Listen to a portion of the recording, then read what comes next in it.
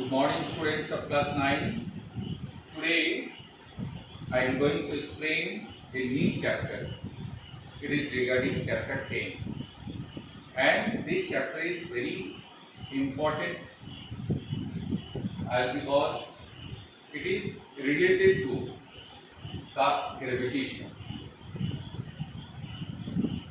I would like to remind you, my dear students, in chapter 8 and 9. In chapter 8, you studied about motion.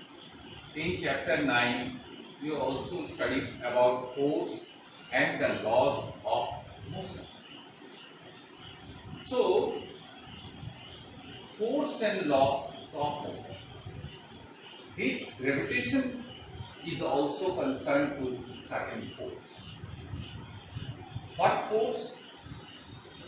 You have seen that in every cases, the force is needed to change the speed and direction of an object. It is always necessary. Force is necessary to change the speed and the direction of an object. If dropped from a certain height, suppose from a roof or from a hilltop, what will happen? As soon as you drop a stone from a roof, you will see that the stone will drop towards the earth. Why? What's the cause behind it? And because there is an attraction of the earth on stone. And so, when we throw a ball or a stone upward, so after reaching to certain extent, at certain height, again the ball or the stone downwards, falls downwards, that is towards the earth. So an object, it is dropped from a certain height, that object also having tendency to fall downwards, that is towards the earth. So all planets, there are 8 major planets revolving around the sun. How? All planets flow around the sun, and even the satellite, the moon revolves around the earth. Earth is a planet, but the moon is the satellite. The moon goes round the sun, it goes round the earth. The earth moves round the sun. All other major planets also move round the sun. But the moon goes round the earth. And so on. In this universe, whatever celestial body exists, they all are at certain direction, moving around the sun, or some satellite moving around the planets. But how? In all these cases, there must be some force acting on the objects like the planet and the satellite like moon. Regarding this force, in ancient time, one of the very renowned scientists, Sir Isaac Newton, for the first time could grasp the force which is responsible, and this force is called gravitational force. In this chapter, you will study about gravitation and even the universal law of gravitation. the motion of object under influence of gravitational force on the earth.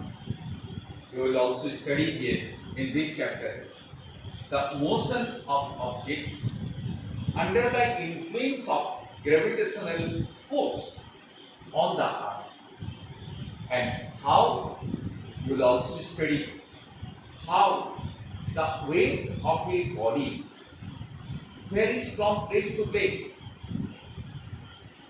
If the weight of a body is something in the equator, it is different at poles. The weight of a body on the earth, the same thing when it will be weighed at the moon, it is also different.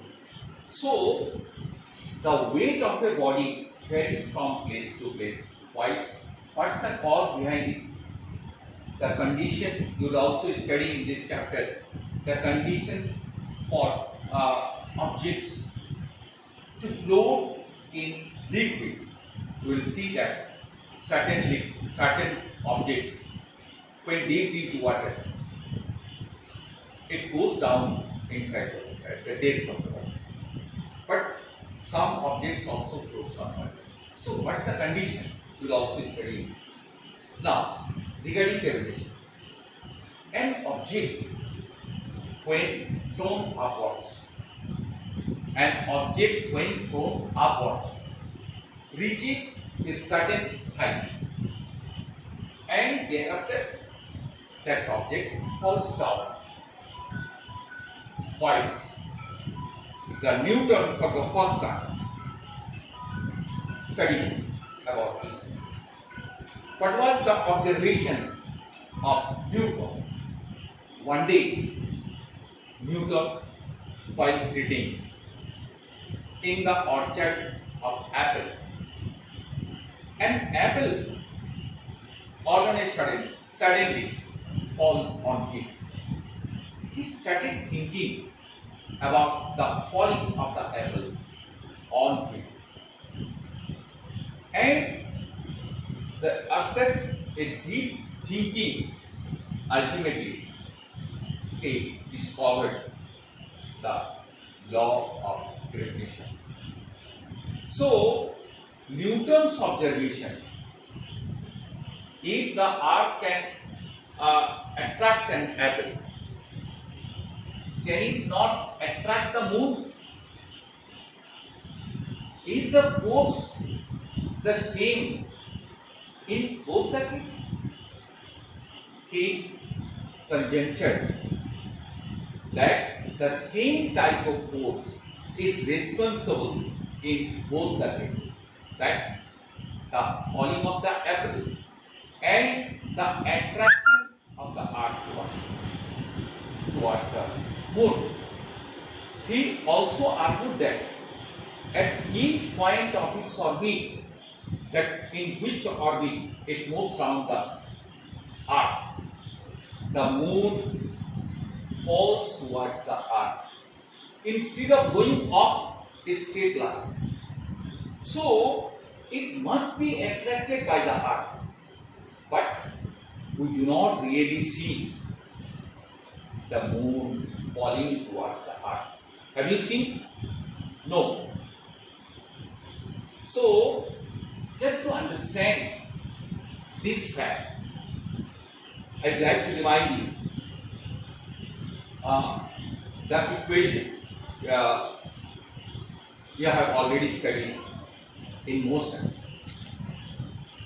In course of explaining the uniform circular motion, my dear students, I told you, tie a stone with a thread and holding other end of the thread. If you move the stone over your head,